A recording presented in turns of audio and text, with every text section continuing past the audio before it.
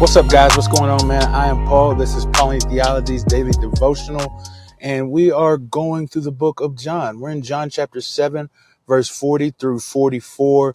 So if you haven't checked it out, go ahead and stop the tape, check it out, see what it has to say, read it, come back. We want to answer the questions. If you've already read it, let's not wait any longer. Let's go ahead and dive on into it, man. So what's going on?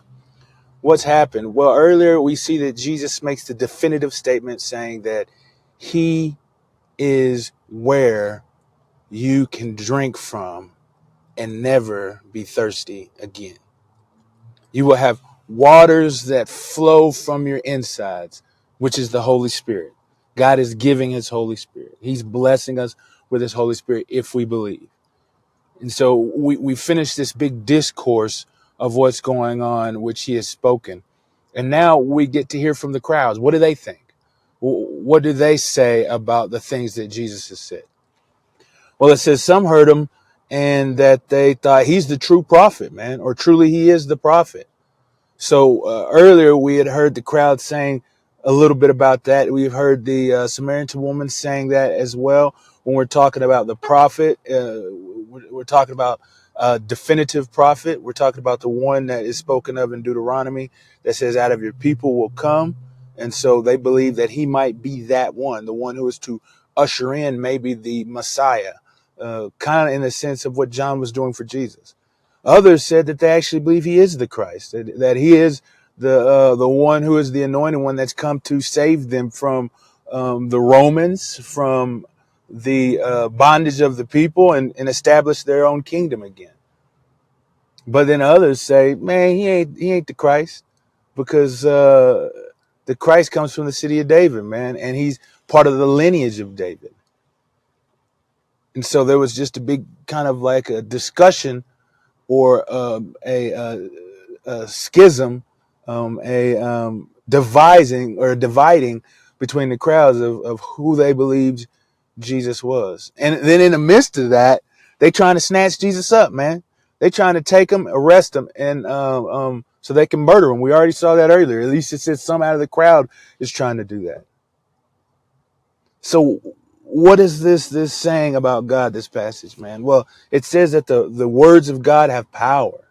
The things that Jesus is saying captivate. They arouse something inside of a person. And it could either be, as I've used an example before, I don't know if I've used it here recently, but it's like the sun casting onto an object, and one object melts and the other object hardens.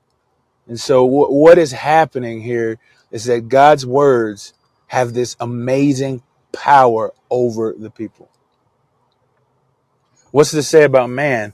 Well, I think that it says that we don't know everything, because clearly, see, John doesn't clear this up for us, even though others, if you've read through the scriptures and you've the readers who are reading this, we ourselves, maybe if you've read more than just one gospel, we know that's where Jesus was born.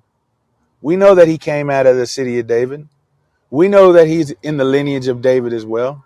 The crowds don't know that, though, because he is roaming in Galilee. That's his home, and so they don't believe that he comes from that place. And so we don't have all the information, man. As human beings, we never have all the information. We are not omniscient. And so we can't make all of our decisions based on those things, man. Especially Jesus. We misunderstand and misrepresent Jesus sometimes.